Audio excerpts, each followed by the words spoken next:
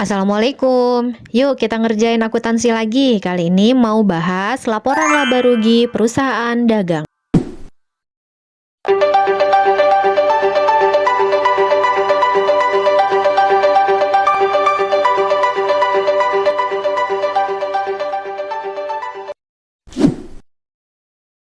Oke, kali ini kita mau ngerjain laporan laba rugi tapi perusahaan dagang ya. Setelah kemarin kita selesai mengerjakan kertas kerja, kita mau ngerjain laporan laba rugi nih. Tapi laporan laba rugi perusahaan dagang itu agak sedikit berbeda nih dengan perusahaan jasa karena memang akunnya banyak ya. Nah, rumus-rumusnya kita harus tahu dulu ya. Yang pertama, untuk mengerjakan laporan laba rugi perusahaan dagang, kita harus tahu dulu hitungan HPP. HPP itu adalah singkatannya harga pokok penjualan gitu. Nah, jadi HPP itu rumusnya dia persediaan barang dagang awal, persediaan barang dagang awal. Nanti sebetulnya tinggal ditambah pembelian bersih gitu. Nah, pembelian bersih itu rumusnya apa? Pembelian bersih itu rumusnya pembelian ditambah beban angkut pembelian, kemudian dikurangi retur pembelian, pokoknya seperangkat pembelian aja, dikurangi potongan pembelian. Nah, ini sebetulnya namanya adalah pembelian bersih. Nah, kalau untuk hitung HPP, persediaan barang dagang awal ditambah pembelian bersih tinggal dikurangi persediaan barang dagang akhir. Persediaan barang dagang akhir. Itu yang pertama ya, rumus pertama untuk nyari dulu laba rugi dari perusahaan dagang. Setelah tahu rumus HPP seperti ini dihitung, kemudian kita juga akan menghitung penjualan bersih. Penjualan bersih itu rumusnya penjualan tinggal dikurangi retur penjualan dan dikurangi potongan penjualan. Pokoknya seperangkat penjualan aja. Retur penjualan, potongan penjualan, tapi tanpa beban ya, kan kalau pembelian bersih ada beban angkut pembelian. Kalau penjualan bersih itu nggak pakai beban angkut penjualan gitu ya. Nah, ini yang kedua, penjualan bersih. Karena nanti ini ya laba kotor. Nah, laba kotor itu rumusnya adalah penjualan bersih dikurangi HPP. Jadi nanti kalau udah awal ngitung HPP dulu, ngitung penjualan bersih, baru dapat nanti laba kotor gitu ya. Nah, setelah laba kotor, baru kita ngitung laba bersih nih. Laba bersih. Laba bersih itu nanti laba kotor dikurangi apa ya? Seluruh beban-beban yang belum termasuk, kayak misalnya beban angkut pembelian mah yang nggak usah dimasukin ke sini ya. Terus juga pokoknya yang beban-beban lain nanti selain beban angkut pembelian masuk ke sini gitu. Ataupun nanti ditambah penerimaan dari pendapatan di luar usaha. Nanti masuknya ke sini ya. Kayak misalnya pendapatan ini kan perusahaan dagang ya, kalau ada pendapatan sewa dan lain sebagainya nanti masuknya ke rumus ini. Dan ini step terakhir untuk menghitung laba bersih atau kita bikin laporan laba rugi di perusahaan dagang.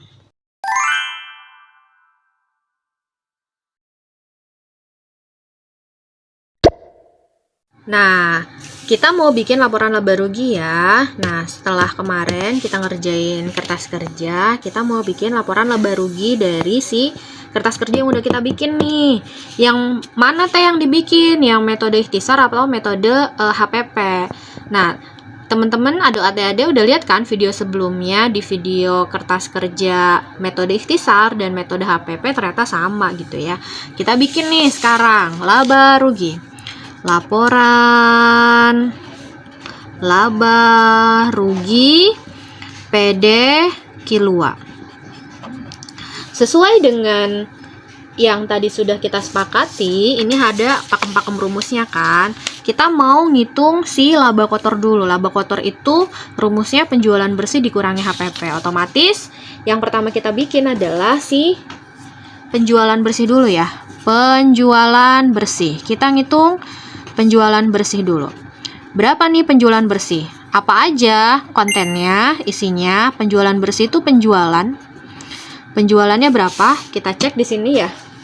Dari sini ingat ditandain aja karena nanti kan yang belum berarti masuk ke laporan keuangan yang lain ya. Penjualan bersih, lihat. Penjualan bersih itu ada 10.000 ya. Ini udah nih dipakai. Penjualan bersih itu 10.000, berarti 10 juta. Penjualan bersih dikurangin apa? Penjualan bersih itu dikurangi retur penjualan. Retur penjualan. Berapa retur penjualannya? Lihat di sini. Retur penjualannya ada 200 ya. Tuh, 200 berarti ini udah dipakai juga nih. Retur penjualannya 200.000. Ingat minus ya, diminusin. Terus, karena kan dikurangin ya. Retur penjualan dikurangin potongan penjualan. Penjualan. Potongan penjualannya berapa? Potongan penjualannya, nih, lihat. Potongan penjualannya adalah 150. Minus 150.000.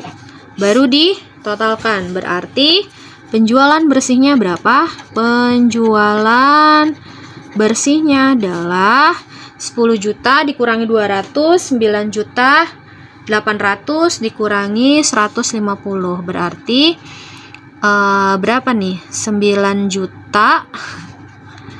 9 juta berapa? 9 juta 650. 9 juta 650. Ini adalah penjualan bersih.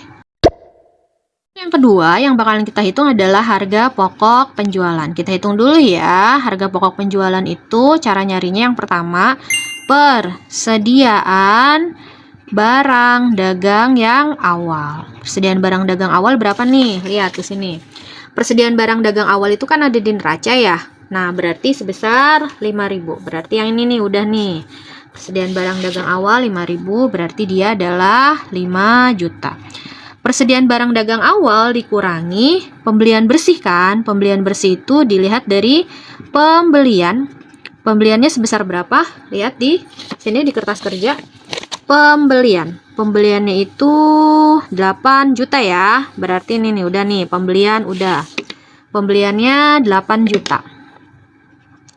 8 juta. Terus ada nggak beban angkut pembelian?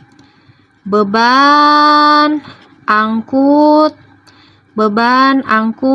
pembelian. Beban angkut pembelian, lihat. Ada nggak unsurnya beban angkut pembelian? Sampai ke bawah nggak ada ya, berarti dia 0. Terus pembelian ditambah beban angkut pembelian dikurangi potongan pembelian.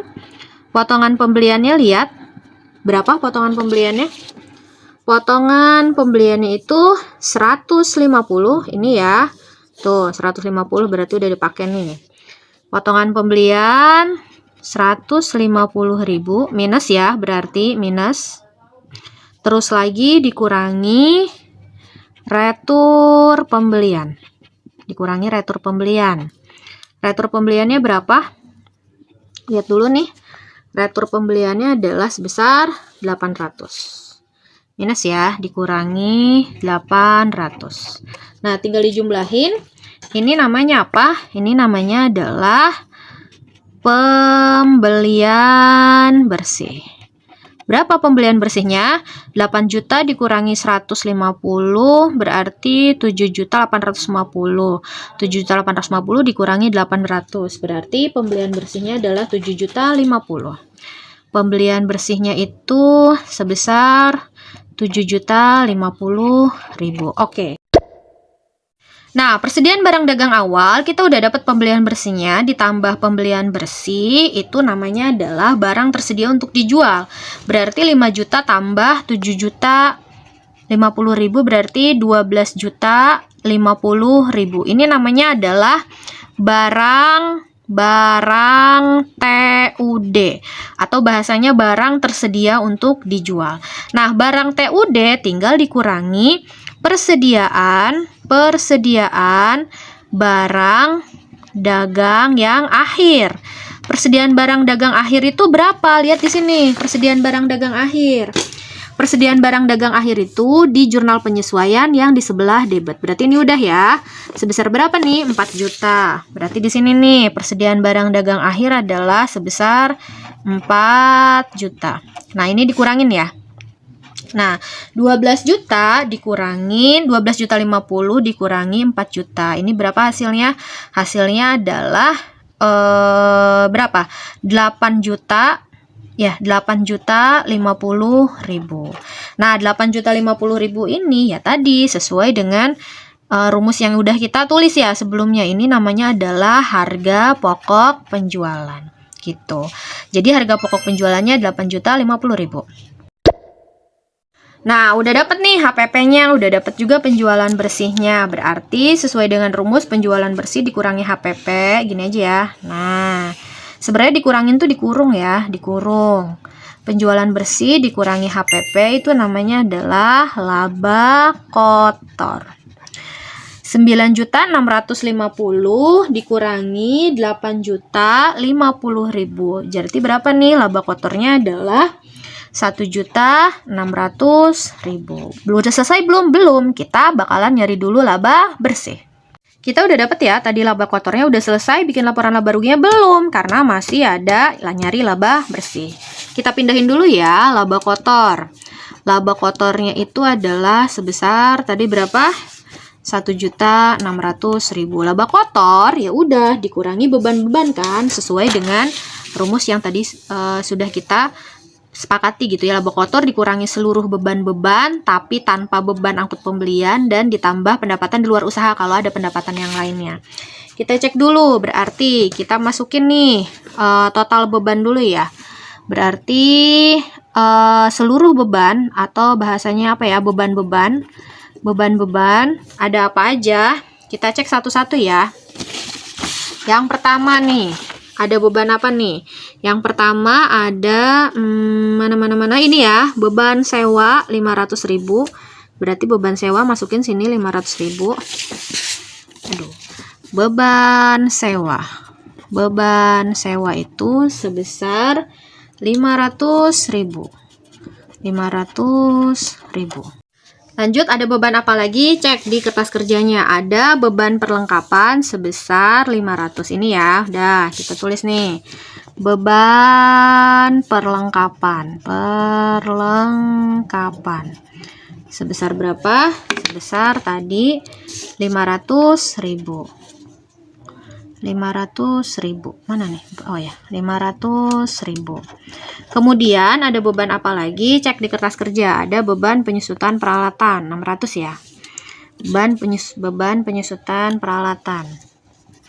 Beban penyusutan peralatan. Sebesar berapa? Sebesar 600.000. Sebesar 600.000. Kemudian ada beban apa lagi? Ternyata ada beban asuransi. Lihatnya angkanya di laba rugi ya. Kayak tadi tuh beban sewa kan lihatnya di laba rugi. Beban asuransi sebesar 600. Beban asuransi sebesar 600. Beban asuransi itu sebesar 600.000. Kemudian ada lagi nggak? Ada nih terakhir, beban gaji ya, sebesar 300. Ya, beban gaji 300. Beban gaji itu sebesar 300.000. Udah deh, tinggal dijumlahin aja total bebannya berapa nih. Total beban 500 tambah 500 1 juta. 1 juta ditambah 1.200.000, 2.200.000, 2.200.000 ditambah 300, 2.400.000. Berarti total bebannya benar guys, 1.200.000, 1.200.000 ditambah 500, 1 juta 2,5. Berarti total bebannya adalah 2.500.000. Oke, kemudian laba kotor ya sudah dikurangi total beban gitu. 1.600.000 dikurangi 2.500.000 itu kan hasilnya minus 900.000 kan. Nah, kalau minus itu kan berarti rugi ya. Kalau dia positif berarti laba. Berarti ini adalah rugi bersih. Bener nggak nih laporan keuangan kita, laporan laba rugi? Bisa dicek teman-teman. Dari kertas kerja yang sudah kita bikin, ternyata di laporan laba rugi, lihat.